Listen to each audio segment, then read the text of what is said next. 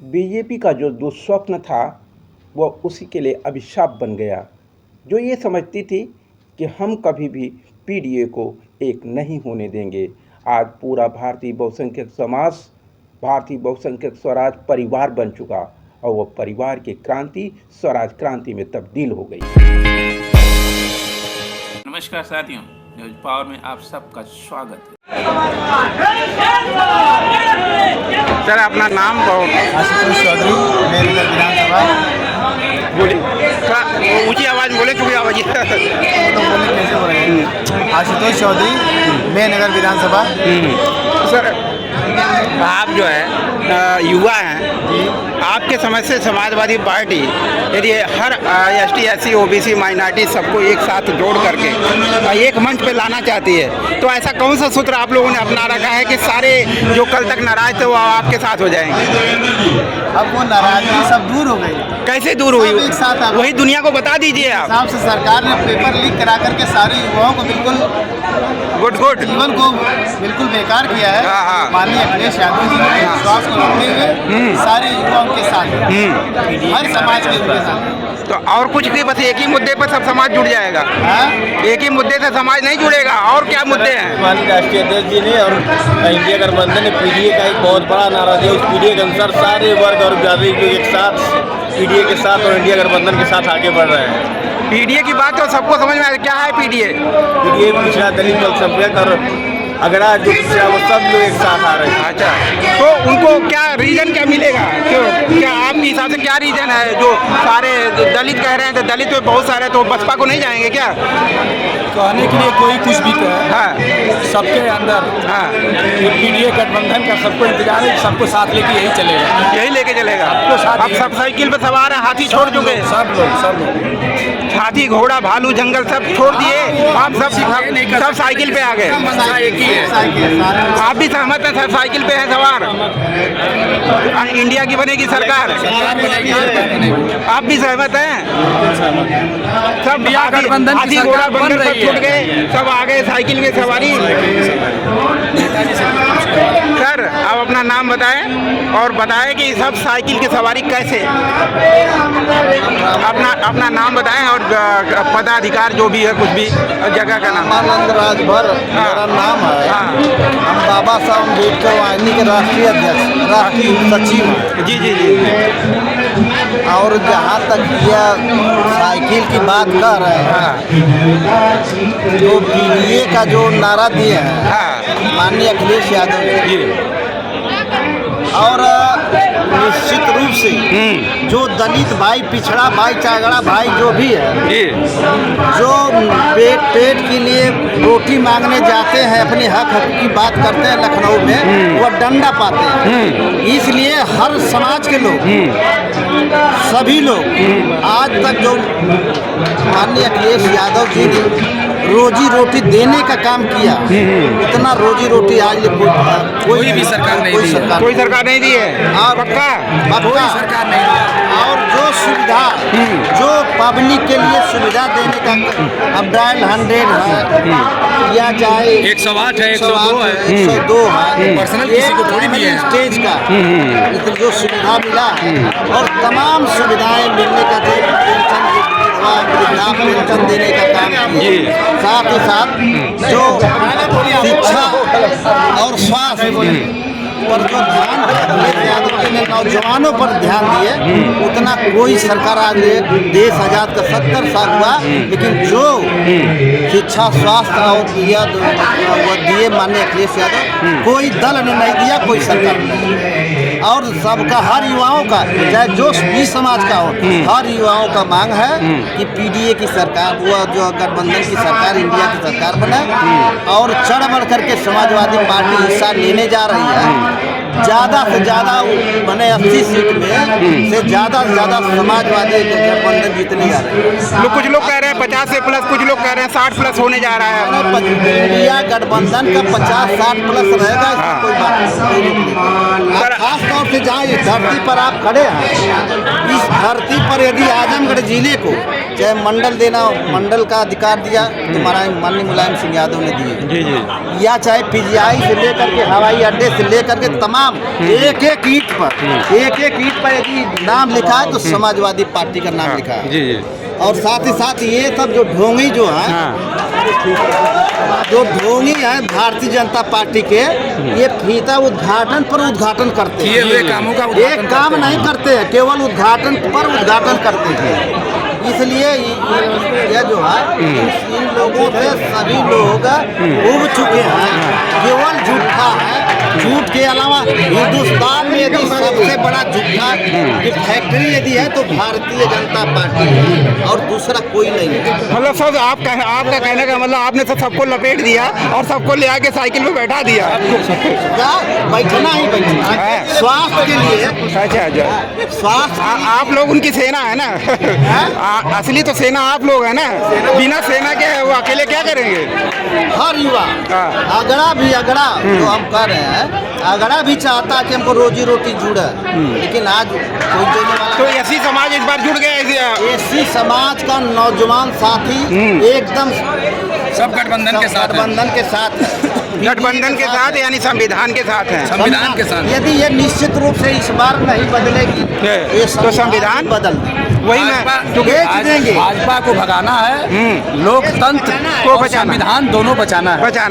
जय भीम जय समाजवादी। जय भीम जय समाजवादी, ये असली चीज है, असली वो ताकत है जिसे आज वो फेविकिक है जिसे आप SC ST और अदर OBC को आप अपने आप जोड़ सकते हैं। यदि आप संविधान के शब्द को भूलेंगे तो PDA का अदर पार्टनर जो है वो जो जिसे भाजपा बहका लेती है वो बहका ही रह जाएगा। अखिलेश यादव जी को धन्यवाद हम लोग देना चाहेंगे। अच्छा। कि बाबा साहब अम्बेडकर जी हाँ। जो देश को आज़ाद कराने का काम किए जी, और वो समाजवादी पार्टी ने बाबा साहब अम्बेडकर वाहिनी एक फ्रंट बना करके बाबा साहब का जो सम्मान बढ़ाने का काम किया। उस भाई अखिलेश जी को मैं दिल से आपका स्वागत करता हूँ, धन्यवाद देना चाहता हूँ। फिर एक बार अपना नाम बताइए, पद बताइए, गांव बताइए। रामानंद राजभर। हाँ। मेरा आवास है कर्मा और मैं बाबा साहब अम्बेडकर वाहिनी के राष्ट्रीय सचिव। धन्यवाद, बहुत बहुत स्वागत आपका सर। आपने बहुत जिला पंचायत सदस्य, प्रदेश कार्यकारिणी के सर। अब आप अपना नाम, पद, गांव ऐसा बता करके और बताएं कि आप समाजवादी पार्टी पर सारी जातियों को एक साथ कैसे लाएंगे, कौन सा फेविक्विक है आपके पास? समाजवादी पार्टी के वरिष्ठ जिला उपाध्यक्ष जिले के हमारी विधानसभा गोपालपुर है, ग्राम मधुबन कंदरापुर है और हर जात धर्म के लोग जो साइकिल पर एक फ्रंट पर आ रहे हैं उसका कारण नौजवान है, बेरोजगारी है, इनका जुमला भाषण है, इन्होंने कुछ किया नहीं, जो किया उसका सब सामने आ रहा है। अभी आप टीका वाला देख रहे हैं, सब मंगलसूत्र लेके भाग रहे हैं और मंगलसूत्र लेके भागने की बात कर रहे हैं। मंगलसूत्र का वो कितना इज्जत किए हैं, मंगलसूत्र तो खुद लेके भाग गए, कितनी इज्जत किया, पब्लिक में लुटा दिए। मंगलसूत्र ऐसा लेके भागे कि जनता उसको 35 साल बाद जानी कि भी मंगलसूत्र लेके भागे हैं। अरे मंगलसूत्र और आपको बता दूं कि 9 साल बाद जनता उनके शिक्षा के बारे में जानी, जब प्रधानमंत्री बने तो उसके 9 साल बाद। और आप देखिएगा 10 साल जब बीत जाएगा और यहाँ से वो चले जाएंगे, सरकार उनकी चली जाएगी, तो 10 साल के बाद 11वां साल में आपको मालूम होगा या सबको मालूम होगा कि बड़े बड़े पूंजीपतियों का दलाल था, प्रधानमंत्री नहीं था, दलाल था। तो आप क्या कह रहे हैं? आप इतनी बड़ी बात कह रहे हैं, पता है आपको? ये राष्ट्रद्रोह का मैटर है। नहीं, राष्ट्रद्रोह का मतलब नहीं है, अभी बात कर रहे हैं जो सामने आने वाला है, आने वाला सब लोग बताएंगे, आने वाला का मतलब ये कहेंगे कि जो उन्होंने किया है वो ये राष्ट्रद्रोह का विषय है। और यदि वो जैसे आपका इलेक्ट्रल बॉन्ड है वो आज उनकी सत्ता है, कोई नहीं बोलेगा, लेकिन कल सत्ता चली जाएगी तो क्या राष्ट्रद्रोह का मैटर नहीं हुआ? क्यों नहीं हुआ? एक असंवैधानिक को संवैधानिक बिल में कन्वर्ट करना, क्या इससे बड़ा कम राष्ट्रद्रोह हो सकता है क्या कोई चीज? नहीं तो जो बोल रहे हैं या उनके लोग जो बोल रहे हैं, ये बात जनता तक पहुंचाएंगे कैसे? कुछ लोग बेचने का काम कर रहे हैं, कुछ लोग लेकर उन्हीं के लोग भागने का काम कर रहे हैं। इस बात को जनता तक पहुंचाएंगे कैसे?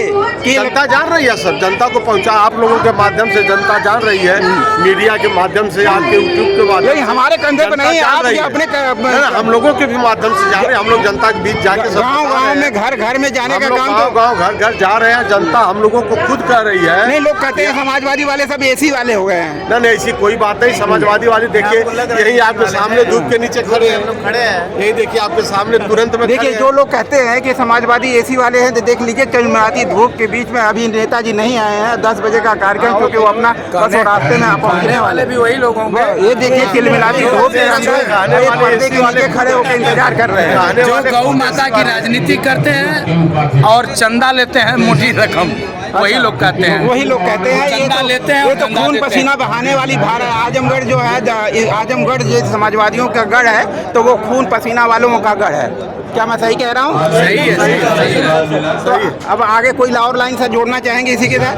बीजेपी के बढ़िया प्रवक्ता या नेता से आप मीडिया कर्मी के माध्यम से मैं यही कहना चाहता हूँ कि और उनसे एक सवाल करिए, हिंदुस्तान की अर्थव्यवस्था पे, हिंदुस्तान के जीडीपी पे, ठीक ना, हमारे हिंदुस्तान की महंगाई और यहाँ पे हमारा हिंदुस्तान शिक्षा रोजगार की बात अगर किया जाए तो भारतीय जनता पार्टी जो है एकदम कोई मतलब नहीं। बस उनकी जो नीति है कि हिंदुस्तान की जनता जब अपने हक और अधिकार की बात करती है तो उसको धर्म और जात में उलझा देती है। अच्छा, ठीक, ये बात समझ रही जनता? हाँ जी, यही उनकी नीति है कि जब हिंदुस्तान की जनता अपने हक और अधिकार की बात करती है तो उसको धर्म और जात में उलझा देने का काम भारतीय जनता पार्टी के लोग करते हैं। और दूसरी, जब हिंदुस्तान हम लोग रोकेंगे समाजवादी माननीय राष्ट्रीय अध्यक्ष अखिलेश यादव जी को लाके उत्तर प्रदेश में 80 में से 80 सीट जीतने जा रहे हैं हम लोग, पीडीए गठबंधन परिवार। ये देखें, आपको बता दे रहा हूँ। हाँ, दूसरी चीज बता दूंगा आपको, इधर देखिए, जब हमारे हिंदुस्तान के आम आदमी, आम नागरिक यहाँ पे रोजी रोजगार की बात करता है ना, वो लोग कहेंगे कि देखो पाकिस्तान हमसे डरा हुआ है, चीन हमसे डरा हुआ है। ये सब पाखंड है, कोई मतलब नहीं है। यहाँ शिक्षा रोजी रोजगार की बात करिए और धर्म और जात कोई मतलब नहीं है। जनता जागरूक हो से ऊपर उठ गए। जी जी, जनता जागरूक हो चुकी है, जनता सब कुछ जानती है। बस जनता को गुमराह 5 किलो राशन पे बिकने वाली नहीं है। नहीं है, हाँ जी, राशन भी लेगी और वोट भी देगी। जी जी, अपने मिशन के लिए, संविधान के लिए। हम लोग बाबा साहब डॉक्टर भीमराव अम्बेडकर को मानने वाले हैं।